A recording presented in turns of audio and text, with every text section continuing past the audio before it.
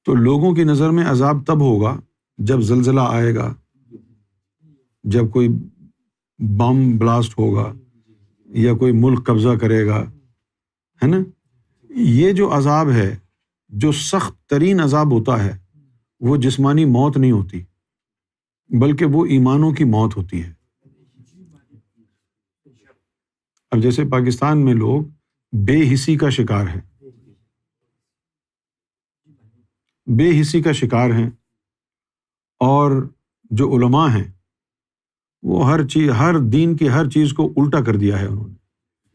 جو چور ہے اس کو ساہوکار بنا دیا ہے، جو ساہوکار ہے اس کو چور کہتے ہیں. یہ عذاب کا شکار. یہ نظر بندی وغیرہ یہ عامل بھی کر لیتے ہیں، اور یہ نظر بندی جادو کے ذریعے بھی ہوتی ہے.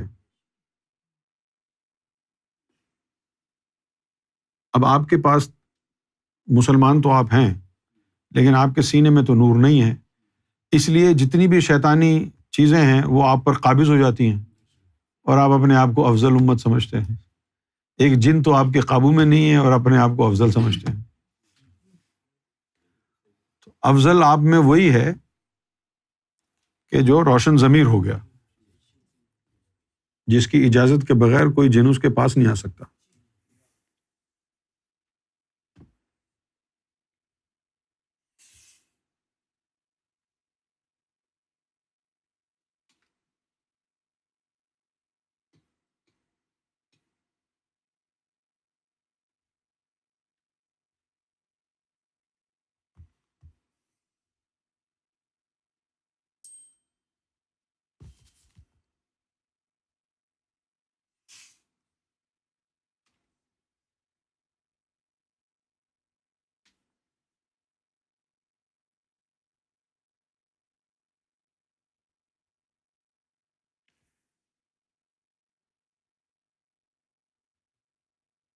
اویس نے پوچھا ہے کہ اسکیزوفرینیا جو ہے is it a curse from God?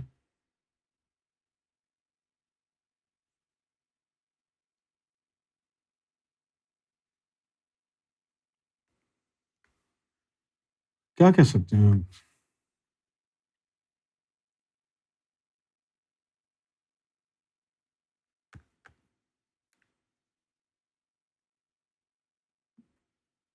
یہ جو بیماریاں آج میڈیکل سائنس ہمیں بتاتا ہے، یہ جو بیماریاں میڈیکل سائنس نے ہمیں بتائی ہیں آج، جیسے کہ بائی پولر ہونا اور اسکیزوفرینیا ہے، بائی پولر ہونا ہے، سائیکوپیتھ ہے، سوشیوپیتھ، یہ تمام جو چیزیں ہیں اگر ہم ان کا جائزہ لیں قرآن و حدیث کی روشنی میں، روحانیت کی روشنی میں، تو ان میں ایک ہی چیز ہمیں سمجھ میں آتی ہے کہ یہ ساری نفس کی برائیاں ہیں. جب یہ نفس کی برائیاں کسی انسان پر حاوی ہو جائیں تو اس طرح کی صورتحال پیدا ہوتی ہے. جیسے کہ نارسسسٹک بیہیویئر کیا ہوتا ہے کہ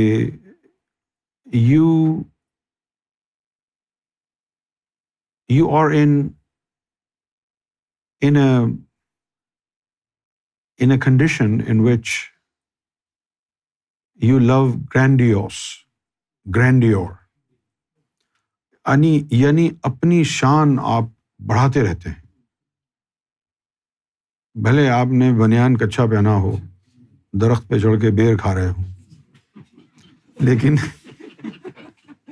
آپ اپنی شان بڑھاتے رہتے کہ میرے جیسا کوئی نہیں ہے. I M this, I am that. اور یہ میں کیا ہے؟ یہ انانیت ہے، ایگو ہے. یہ ایگو ہر انسان میں ہوتی ہے، لیکن عام انسانوں میں ایگو اتنی زیادہ ایکٹیو نہیں ہوتی ہے. جب کوئی سرٹن سچویشن آتی ہے، کمپیریزن کی بات آتی ہے، یا انسان کو لگتا ہے کہ اب میری جو ہے بےعزتی ہوگی یا مجھے نیچا دکھایا جائے گا، تو وہاں پر پھر وہ اکڑ جاتا ہے. ہی ڈیفینڈز ہمسیلف. تو وہاں اس کی ایگو آتی ہے. لیکن کچھ لوگ ایسے ہوتے ہیں کہ ان کی ایگو، ان کی انانیت ان کے اوپر حاوی ہو جاتی ہے. اور پھر انسان کے اندر یہ تمام چیزیں موجود ہیں، حسد والی، بخل والی، تکبر والی، تمام چیزیں موجود ہیں. کچھ لوگ ہیں جو مذہب پر عمل کرتے ہیں، انہوں نے حدیثوں میں پڑھ لیا ہے تکبر نہ کرو، یہ نہ کرو، وہ نہ کرو، تو اس کی کوشش کرتے ہیں. کوشش کیا کرتے ہیں؟ اپنے الفاظ بدل لیتے ہیں. اپنے اللہ معاف کرے، میں نے کبھی بڑا بول نہیں بولا، لیکن کسی کی اوقات ہے جو میرا مقابلہ کر سکے؟ کبھی بڑا بول نہیں بولا، اللہ کا شکر ہے کبھی بڑا بول نہیں بولا. ہم تو کہتے ہیں جی ہم پاؤں کی خاک بھی نہیں ہے آپ کے، لیکن آپ کی مجال ہے جو ہمارے سامنے کھڑے ہو سکیں آپ. یہ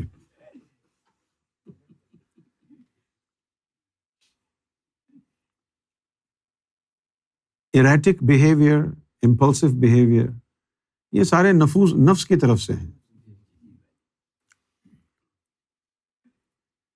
یہ انسان کے اندر چالاکیاں، یہ کننگ نیچر، لوگوں کو یوز کرنا، استعمال کرنا، لوگوں کو استعمال کرنے کے لیے میٹھے الفاظ بولنا، ان کو فریم کرنا، اپنے محبت کے جال میں پھنسانا، اور پھر یوز کر کے ٹوائلٹ رول کی طرح پھینک دینا. یہ تمام انسان کے نفس کی چیزیں ہیں، نفس کی بیماریاں ہیں. لیکن ان لوگوں کا یہ خیال ہے، میڈیکل سائنس کا یہ ماننا ہے کہ یہ کیمیکل امبیلنس ہو گیا ہے. کچھ کیمیکلز ہیں کہ وہ کیمیکلز اس وقت ریلیز ہوتے ہیں جب آپ بہت زیادہ ہنستے ہیں، خوش ہوتے ہیں، تو ڈوپامین ریلیز ہوتا ہے نا. تو انہوں نے کہا کہ بھئی اس کے ڈوپامین کے انجیکشن بنا دو، سارا خود ہی خوش رہے گا.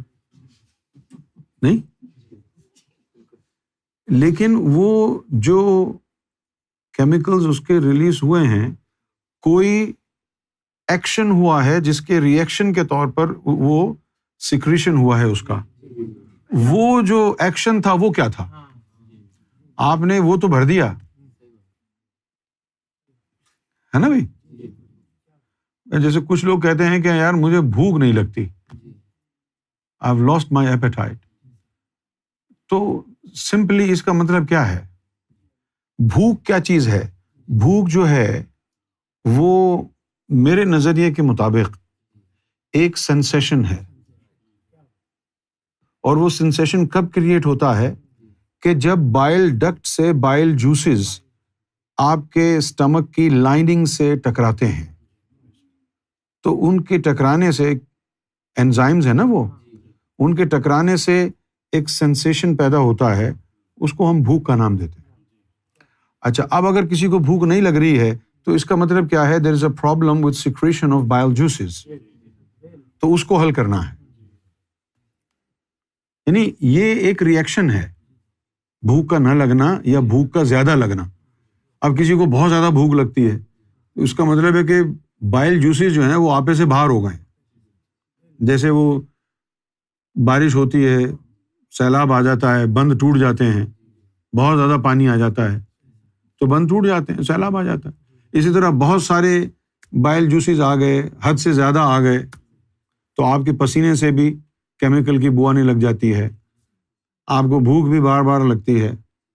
وہ لوگ کہتے ہیں اچھا ہے کھاؤ. ارے اچھا کہاں ہے یار، یہ بار بار کھاؤ، اس کا علاج کراؤ. صحیح. اب جس طرح یہ دانت وغیرہ صاف کرتے ہیں، وہ دانت رگڑ کے ان کا جو انیمل ہے وہ ختم ہو جاتا ہے. تو پھر انہوں نے کہا نہیں، ایسا ٹوتھ پیسٹ استعمال کرو جس کے اندر فلورائڈ ہو.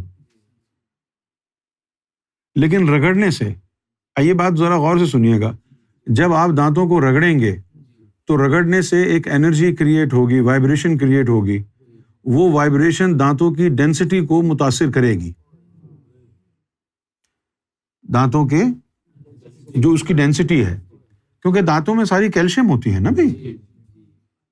اب انہوں نے وہ جو نکال دیا ہے یعنی الیکٹرک برش، تو اس کے وہ گھومتا ہے کوئی 80,000 RPM اور کوئی 90,000 کوئی 120، اور وہ گھوم رہا ہے تو اس کے اندر سے جو وائبریشن جا رہی ہے وہ وائبریشن آپ کے گمز میں جائے گی.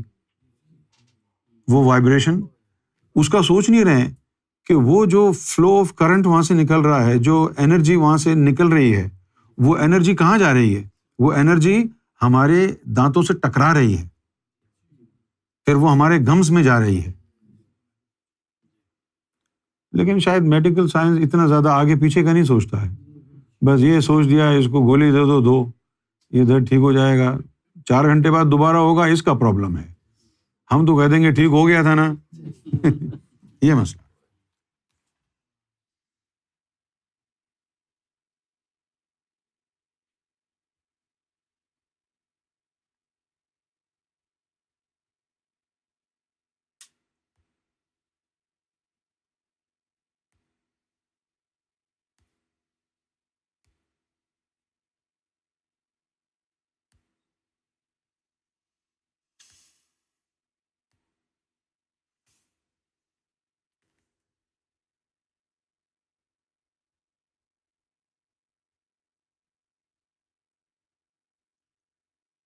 سمیہ بیوی نے چنئی سے کہا ہے، محفل کے دوران خواب میں دیکھا مجھے سینے میں تکلیف ہو رہی ہے جیسے کچھ ہو جائے گا، مگر میں بہت پرسکون تھی، میں سوئی اور جیسے کچھ بھی نہیں ہوا.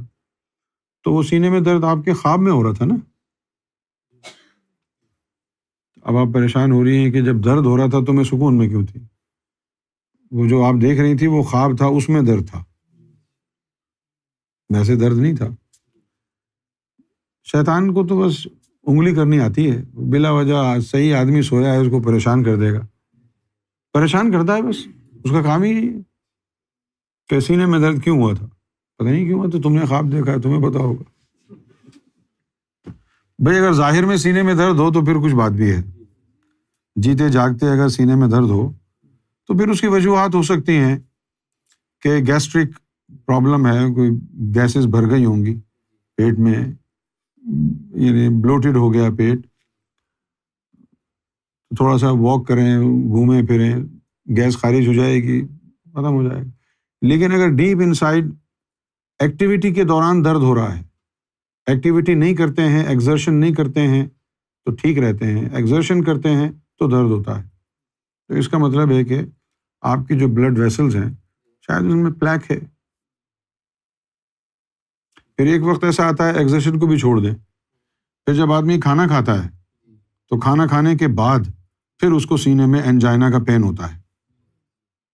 کھانا کھانے کے بعد کیوں ہوتا ہے؟ اب تو آپ بھاگ دوڑ بھی نہیں رہے. کھانا کھانے کے بعد اس لیے ہوتا ہے کہ جب آپ کھانا کھا لیتے ہیں تو یہ قدرت کا نظام ہے کہ جسم کا زیادہ تر خون اسٹمک کی طرف چلا جاتا ہے ڈائجیشن کے لیے. اب بہت سارا خون آپ کے اسٹمک کی طرف آ رہا ہے ڈائجیشن کے لیے، تو خون زیادہ آ رہا ہے اور نالیوں کے اندر رکاوٹ ہے، تو وہ نکلنا چاہتا ہے بلڈ، وہاں سے نکلتا نہیں ہے تو پھر وہ درد ہوتا ہے. اسی طرح ہارٹ اٹیک ہو جاتا ہے. اب لوگ بہت ساری باتیں کرتے ہیں، ڈاکٹر بھی بہت سی باتیں کرتے ہیں کہ بھائی یہ نہ کھاؤ، یہ نہ کھاؤ، فرائیڈ چیزیں نہ کھاؤ، تیل کی چیزیں نہ کھاؤ. سب بکواس ہے. اس کی وجہ کیا ہے؟ یہ ویئر اینڈ ٹیئر لگا ہوا ہے آپ کے ساتھ. آپ ماں کے پیٹ سے نکلیں اور ہیلتھی فوڈ کھائیں، ہیلتھی دودھ پئیں، ماں کو بھی کہیں ہٹاؤ ادھر سے ہیلتھی دودھ لاؤ، پھر بھی کچھ نہیں ہوگا، کیونکہ یہ ویئر اینڈ ٹیئر ہے. کولسٹرول آپ کے اندر جائے گا ہی جائے گا. کولسٹرول جتنا تو غذا میں ہوتا ہے وہ تو ہوتا ہی ہے. آپ کوئی بھی ایسی چیز نہ کھائیں جس میں کولسٹرول ہو، وہ بھی کھا لیں تو لیور کا کام ہے کہ اس کو جب پروسیس کرے گا تو لیور کولسٹرول بنائے گا. لیور کا کام ہی یہی ہے. اب یہ جو ہم اسٹیٹنز لے لیتے ہیں اپنے کولسٹرول کو کم کرنے کے لیے، تو ہمارا یہ خیال تھا کہ جو بلڈ میں آلریڈی ایگزسٹنگ کولسٹرول ہے اس کا لیول کم ہوگا دوائی کھانے سے، لیکن ایسا ہے نہیں، وہ کم نہیں ہوگا. کولسٹرول کی ٹیبلٹ سے کیا ہوگا کہ وہ آپ کے لیور کو کولسٹرول بنانا بند کر دے گی. لیکن جو آلریڈی آپ کے بلڈ میں کولیسٹرول ہے اس کا کچھ نہیں ہوگا, وہ ویسا ہی رہے گا. اسی لیے وہ بلڈ تھنر دیتے ہیں آپ کو تاکہ آپ کا بلڈ تھن ہو جائے.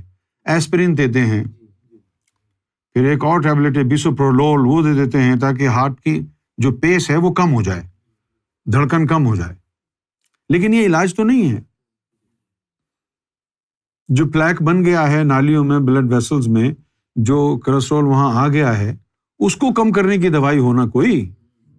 یہ جو آپ اسٹیٹنز جو انٹروڈیوس کرائے گئے ہیں, یہ جو اسٹیٹنز لیتے ہیں, یہ تو صرف اور صرف لیور کو جا کے کنٹرول کرتے ہیں کہ وہ مزید کولیسٹرول نہ بنائے, اور جو آلریڈی ہے اس کا کچھ نہیں ہوگا. تو ذرا سوچو, اگر کوئی ایسی میڈیسن ہوتی جو آپ کے بلڈ سے سارے کولیسٹرول کو نکال دیتی تو بات ختم ہو گئی تھی. پھر بلڈ تھنر لینے کی کیا ضرورت تھی؟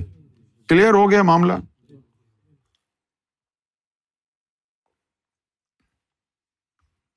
کبھی کبھی میں سوچتا ہوں کاش اس طرح کے کوئی بانس یا ڈنڈے ہوتے, جس طرح پاکستان میں گٹر بھر جاتا تھا, وہ بانس اور ڈنڈوں کے ذریعے گٹر کھول دیتے تھے. ایسی کوئی ڈنڈی ڈالتے دل میں, سارے بلڈ کو دھکے دے دے کے بانس ڈال کے نکال دیتے. لیکن ایسا ہوگا نہیں. جیسے ہی آپ کی عمر 40 سال ہوگی تو آپ کا ڈکلائن ہیلتھ وائز شروع ہو جائے گا. دنیا میں کوئی انسان ایسا نہیں ہے کہ جس کی بلڈ ویسلز کی نیروئنگ 40, 50, 60% نہ ہو. پرابلم صرف اس وقت ہوتا ہے جب وہ 80% پر پہنچتا ہے. آپ کس کی کبھی چیک کرا لیں, 50%, 55, 60% narrowing of the blood vessels is normal.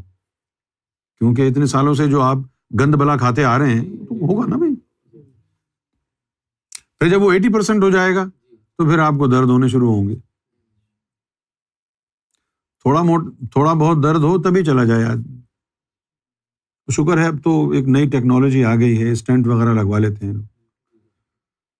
1-2 اگر وینز میں اگر نیروئنگ آ جاتی ہے, 1-2 اسٹینٹ ڈال کے اس کو بھیج دیتے ہیں اینجیوگرافی کر کے. لیکن اگر 3-4 نسیں بند ہونے والی ہوں تو پھر بیٹا بائی پاس آپریشن ہوگا. اور ایک دفعہ آپ یوٹیوب پر دیکھ لیں بائی پاس آپریشن کیسے ہوتا ہے, اس کے بعد جو ہے آپ توبہ کریں گے. وہ کلہاڑا لے کے یہ جو پسلیاں ہیں ان کو ایسے کسائی کی طرح توڑتے ہیں, جیسے آپ گوشت وغیرہ لینے جاتے ہیں نا, ایسے. وہ تو یوٹیوب کے اوپر دیکھ کے جو ہے اب پراٹھے نہیں کھاؤں گا.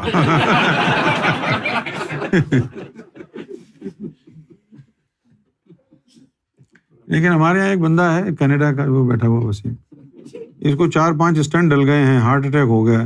کہتے جی پروٹے تھے پھر بھی کھانے نہیں. پراٹھے نہیں کھاتے, چھوڑتا نہیں, کھاتا رہتا. بیوی سے ناراض ہو جائے گا اگر پراٹھے نہیں بنا کے دے گی. اب کہتا ہے کہ اب میں نہیں کھاتا ہوں زیادہ. پہلے کہتا ہے اب میں نہیں کھاتا ہوں, پھر تھوڑی دیر بعد کہتا ہے زیادہ.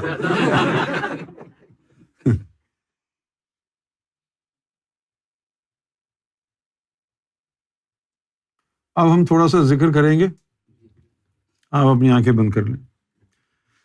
مرحبا یا مرحبا گوہر شاہی, مرحبا مرحبا یا مرحبا گوہر سرکار کی آمد, مرحبا گوہر کی آمد, مرحبا چہرہ نورانی, زلف مستانی, مرحبا مرحبا یا مرحبا گوہر. ٹھکرائے ہوئے دنیا کے آئے ہیں دوارے, تیرے کر عشق عطا اپنا سب ہے.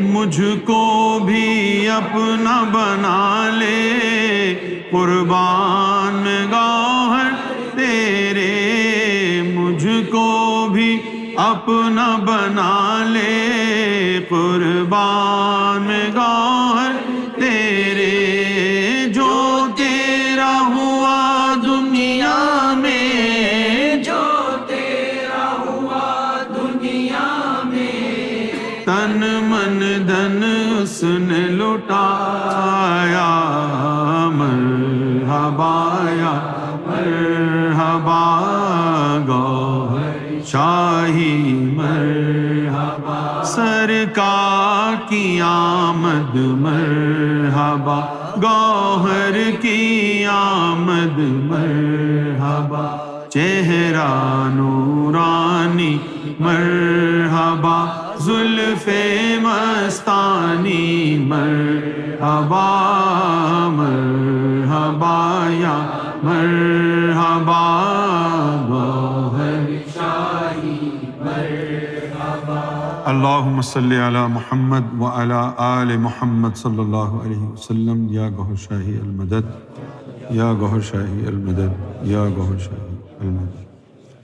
لا الہ الا اللہ، لا الہ الا اللہ، آدم صفی اللہ، آدم صفی اللہ، لا الہ الا اللہ، لا الہ الا اللہ، آدم صفی اللہ، آدم صفی اللہ، لا الہ الا اللہ، لا الہ الا اللہ، آدم صفی اللہ، آدم صفی اللہ، لا الہ الا اللہ، لا الہ الا اللہ، آدم صفی اللہ، آدم صفی اللہ، لا الہ الا اللہ، لا الہ الا اللہ، آدم صفی اللہ، آدم صفی اللہ، لا الہ الا اللہ، لا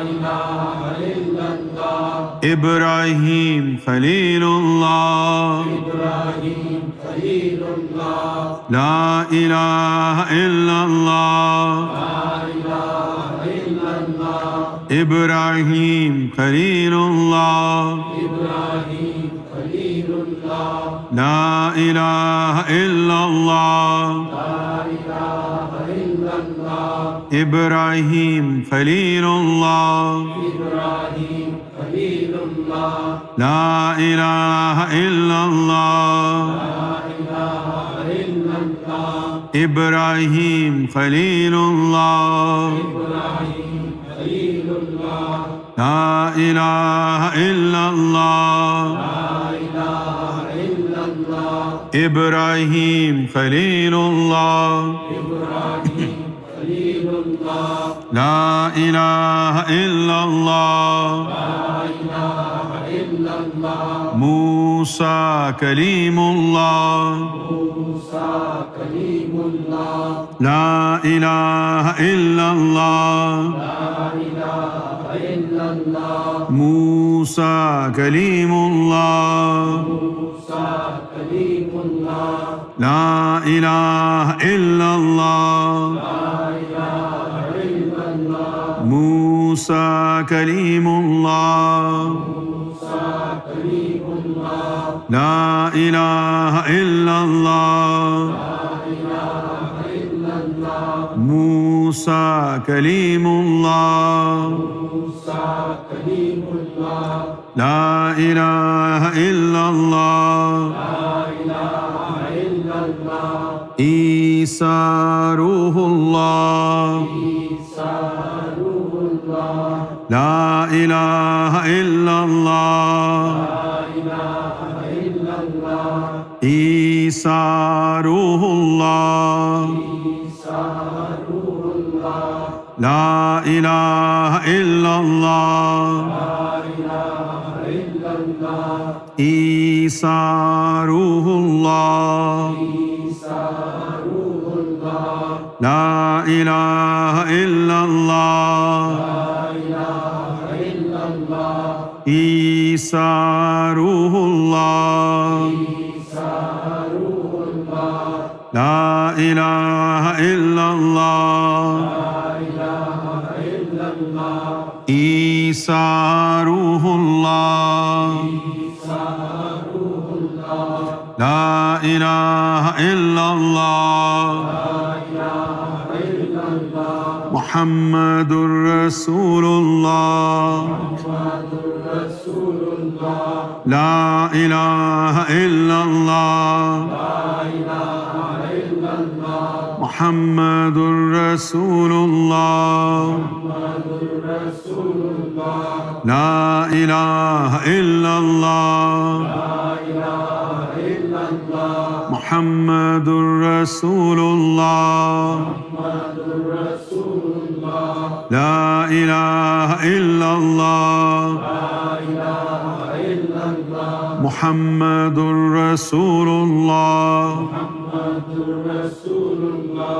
إلا هو.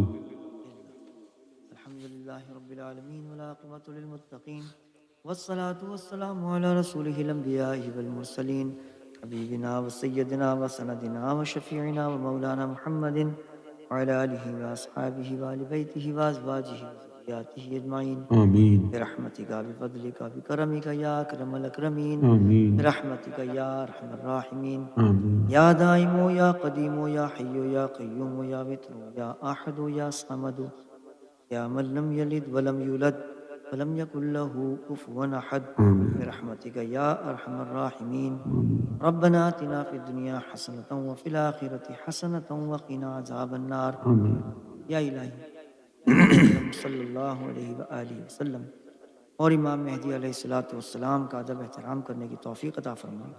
یا الہی بوسیلہ سیدنا امام مہدی سرکار گوھر شاہی اس حلقے سے وابستہ تمام افراد کی ظاہری باطنی پریشانیوں سے ان کو نجات عطا فرما. دنیا کے جس خطے پر جہاں کوئی سرکار گوھر شاہی کا چاہنے والا رہتا ہو اس خطے پر بھی اپنی باران رحمت کا نزول فرما. جب دم آخر ہو یا اللہ لب پہ ہو لا الہ الا اللہ لا الہ الا اللہ لا الہ الا اللہ